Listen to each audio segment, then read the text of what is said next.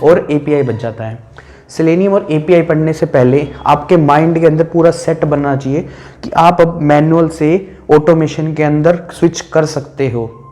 आप अपने comfort zone से बाहर आ रहे हो, अपने माइंड को सेट बनाओ ताकि आप कोडिंग कर सकते हो अपने माइंड में। जब तक आप ये नहीं बनाओगे तब तक आप मैनुअल से ऑटोमेशन में स्विच नहीं कर पाओगे और आपका जो करंट सीटीसी है वो एक्सपोनेंशियली इंक्रीज नहीं हो पाएगा। ये आपका बहुत ही ज़्यादा इंपॉर्टेंट फैक्टर है। तो ये जो माइंड सेट है कंफर्ट जोन से बाहर निकलना, इसको आप चाहे 5 स्टार लगा सकते हो। ये बहुत ही ज़्यादा इंपॉर्टेंट है, अपने कंफर्ट जोन से बाहर निकलना, जावा को सीखना, सेलेनियम को सीखना, यूआई को सीखना, उसके इंटरव्यूज के क्वेश्चन को कैसे टैकल करना है वो सीखना। अब इसके साथ साथ जब आप ये सब कर रहे होगे, कंफर्ट जोन से बाहर निकलने की कोशिश कर रहे होगे, आपको बस एक चीज़ ध्यान रखनी है कि आपको पेशेंट रहना है। अगर आप लर्न करते वक्त पेशेंस नहीं दिखाओगे, अगर आप पेशेंस नहीं दिखाओगे तो आपको बहुत ही ज़्यादा दिक्कत आने वाली है कि आप ये सोचोगे कि मेरे को जल्दी से जल्दी रिजल्ट मिल जाए। कोई भी जल्दी रिजल्ट नहीं मिलता। आपको 2 से 3 मंथ्स एटलीस्ट एक राउंड फिगर लगा के चलना चाहिए जावा से रिलेटेड, 2 महीने आपको सेलेनियम से रिलेटेड, 1 महीना आपको रेस्ट एश्योर्ड से रिलेटेड। जब ये कवर हो जाता है तो आप 1 ईयर के अप्रोक्स आप बिल्कुल इतना श्योरिटी हो जाओगे कि आप किसी भी कंपनी के अंदर जब ऑटोमेशन प्रोफाइल के अंदर स्विच करोगे आपको कभी दिक्कत नहीं आने वाली।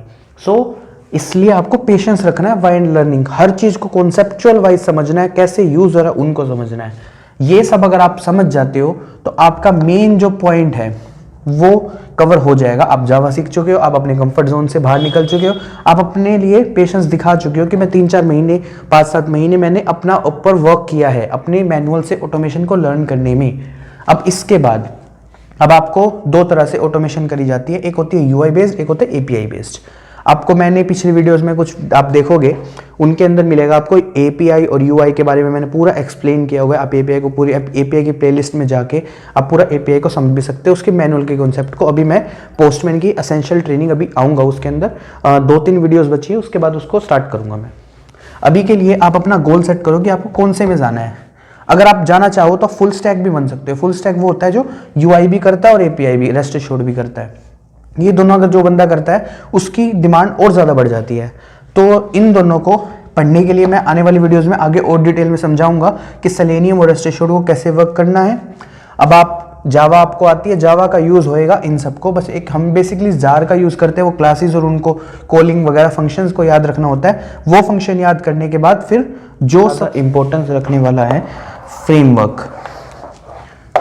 फ्रेमवर्क को आप सबसे ज़्यादा इंपॉर्टेंस देंगे।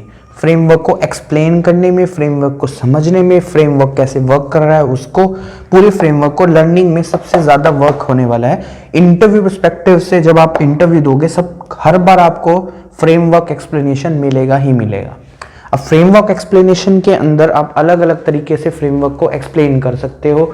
जैसे क्यूकम्बर आपके यहाँ यूज़ होता हो, जैसे की ड्रिवन होता हो, डाटा ड्रिवन होता हो, ऐसे बहुत तरह से फ्रेमवर्क होते हैं। उन सब का हम यूज़ करके फ्रेमवर्क को एक्सप्लेन कर सकते हैं। अब ये तो था बेसिक कि हम एक मैनुअल से ऑटोमेशन के अंदर कैसे स्विच कर सकते हैं।